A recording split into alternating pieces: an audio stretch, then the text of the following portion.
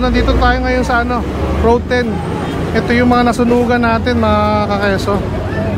So nandito yung mga kapulisan kasi nga since wala pang relocation dito, pinapaano lang yung ano, yung mga kalat dito, pinapalinis-linis lang. So nandito tayo ngayon, may mga kapulisan na rin dito. Kasama natin sa clearing team dati kasi Engineer Bulanon at Engineer Nadonga. Dito rin ang mga DPS at ang ano, demolition team. So ito, hindi pinapalis to mga keso. So pinapaano lang, dahil nga wala pang relocation, pinapalinis lang. Kasi kung makikita nyo medyo dugyot na rin eh. So pinapalinis sir, lang. Parang pinapahakot na nila sir yung ano. Ano naman, tinutulungan na lang natin.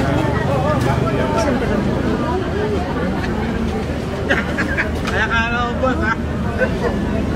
Si Engineer Bulanon.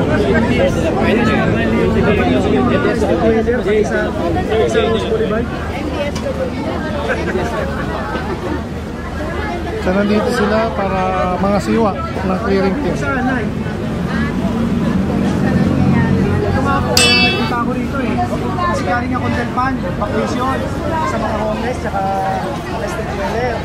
Ngayon, ginawa po namin, tignan ko lahat na po pwede ibalik sa Homesick, sa bahay nila. Nadaanan ko to, buti nandito sila itinid Nadonga tsaka si Engineer Bulanon, no?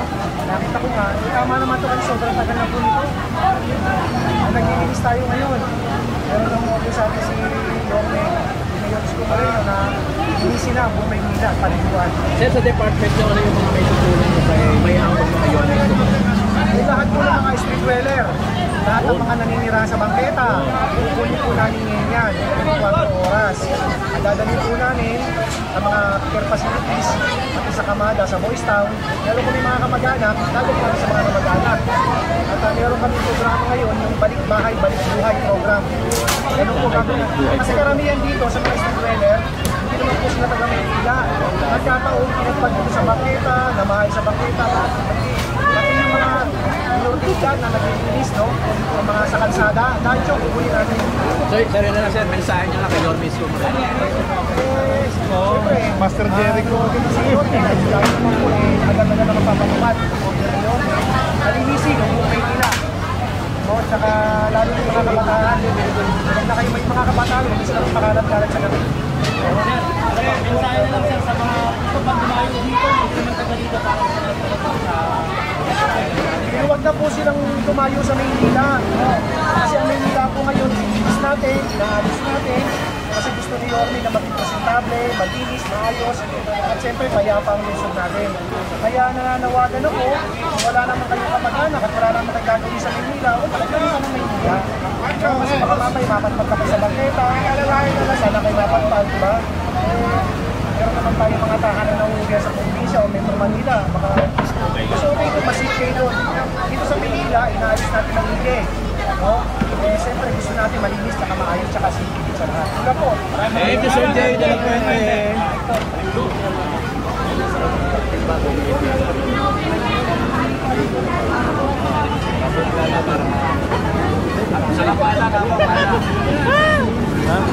Sir Jay, Dela Puente, MDSW Director.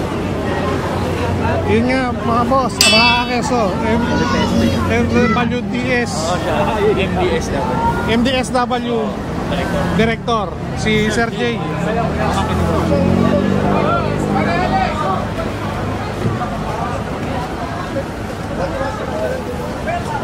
So tuloy-tuloy pa rin dito ang ano, pagkalilinis mga kalat. Ito yung mga nasunugan. Dito muna nire-relocate, dito muna pansamantalang nilagak sila hanggat wala pang nabibigyan ng tamang lugar para sa kanila ng relocation. So yan, kung makikita nyo mga keso, marumi, kaya pinapalinis. Pero hindi sila dito tinatanggal. Nililinis lang to mga keso. Wala, nililinis. Parang mainit. Mainit yung mani.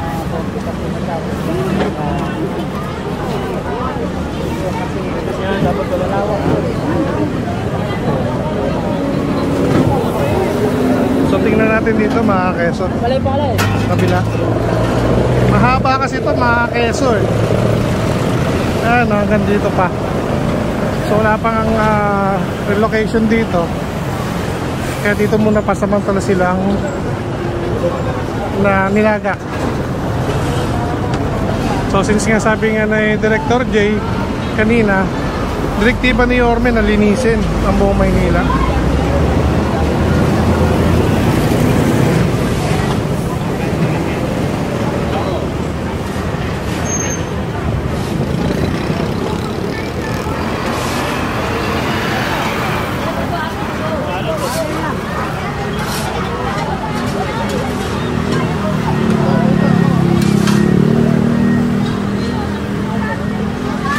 So yun pa, may sa kabila mga keso, meron pang tent doon.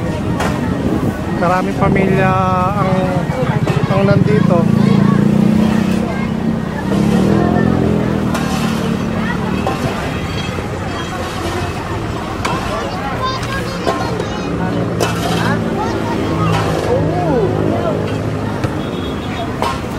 So update ulit ako mga keso. See ya.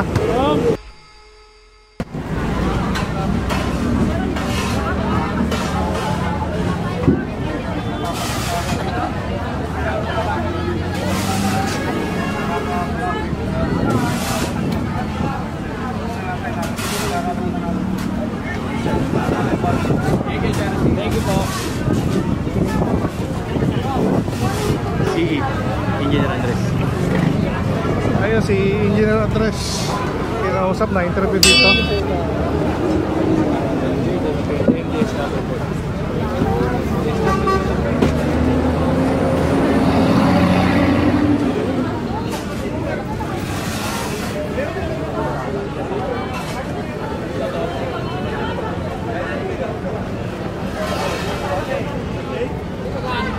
So tuloy-tuloy pa rin dito mga keso ang paglilinis.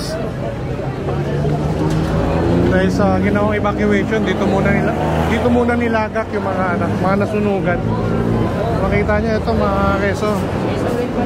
Konti pa lang yan, yung mga nakuhang basura dito sa ginawang relocation ng mga nasunugan. Atras lang. Hindi sila para po. Magamit naman yung isang lane pa ng R10. Kasi po, yung tignan mo. Yung tuloy-tuloy pa rin dito ang paglilinis. Para isang hapoto na lang ito mga keso. Para pag iniwang ng clearing team, malinis na.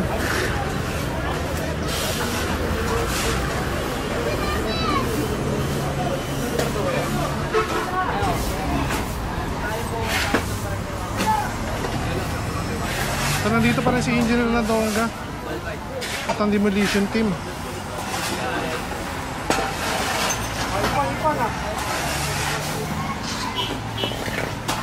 Kaya makikita nyo kung gaano karumi rito, kung gaano kakadugyot mga keso. So hindi natin pinapalis yung mga residente dito. Linilinis lang natin mga keso.